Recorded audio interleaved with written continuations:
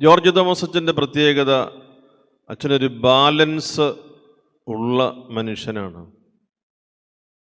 ഇതിലെല്ലാം പക്വമായ ഒരു സമയവും പക്വമായ ഒരു സമീപനവും അച്ഛന് എപ്പോഴും അച്ഛൻ്റെ കൂടെയുണ്ട്. അതിൻ്റെ കാര്യം അച്ഛൻ്റെ സന്തോഷം മുഴുവൻ രക്ഷകനായ കർത്താവിലാണ്. അതുകൊണ്ട് അമിതമായി ആഹ്ലാദിക്കുകയോ അനാവശ്യമായി ദുഃഖിക്കുകയോ ചെയ്യേണ്ടുന്നതില്ല എന്ന ബോധ്യമുള്ളത് കൊണ്ടാണ്.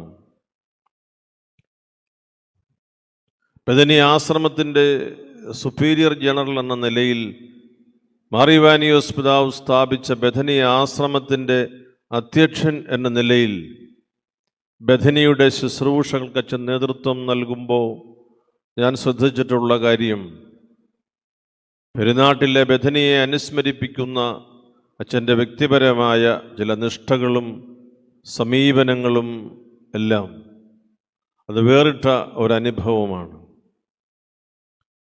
ലോകത്തിൻ്റെ ആകർഷണീയതയും ലോകത്തിൻ്റെ സമ്മർദ്ദങ്ങളും ലോകത്തിൻ്റെ പ്രലോഭനങ്ങളും ഒക്കെ മറ്റുള്ളവരുമായി തുലനം ചെയ്ത് ആ ഒരു രീതിയിലേക്ക് പ്രവേശിക്കുന്നതിന് സാധ്യതയുള്ളപ്പോൾ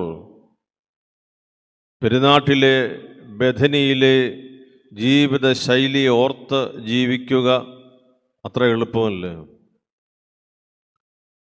നമ്മുടെ ജൂബിലേറിയൻ അനുവർത്തിച്ചു വന്ന അറിവാനിയൻ ആത്മീയത, മാർ ഇവാനിയോസ് പിതാവിൻ്റെ ആധ്യാത്മികത അദ്ദേഹം ഇന്നും കൈവിടാതെ സൂക്ഷിക്കുന്നു.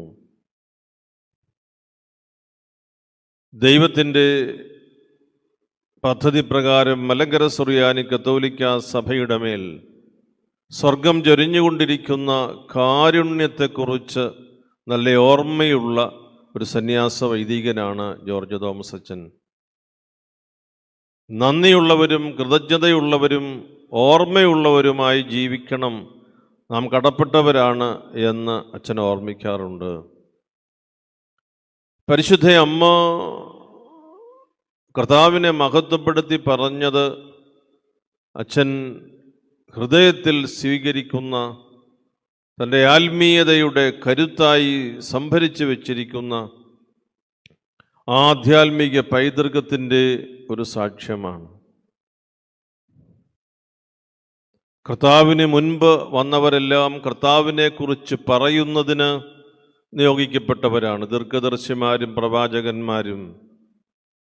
കർത്താവിന് ശേഷം കർത്താവ് നിയോഗിച്ചവരെല്ലാം കർത്താവിൻ്റെ സാക്ഷികളാണ്. കർത്താവിൻ്റെ സജീവ സാക്ഷ്യം സന്യാസ പൗരോഹിത്യ ജീവിതത്തിലൂടെ അച്ഛൻ നിർവഹിച്ച് വരുന്നു.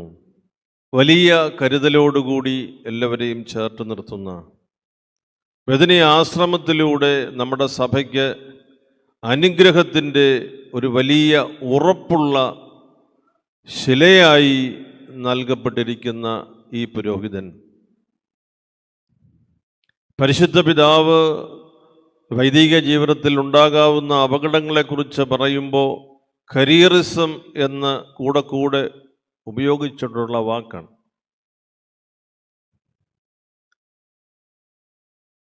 അതിൽ നിന്ന് ദൂരെ നിൽക്കുന്ന ഒരു പുരോഹിതനാണ് നമ്മുടെ ജോർജ് തോമസ് അച്ഛൻ എന്ന് പറയാൻ എനിക്ക് വലിയ സന്തോഷമുണ്ട്.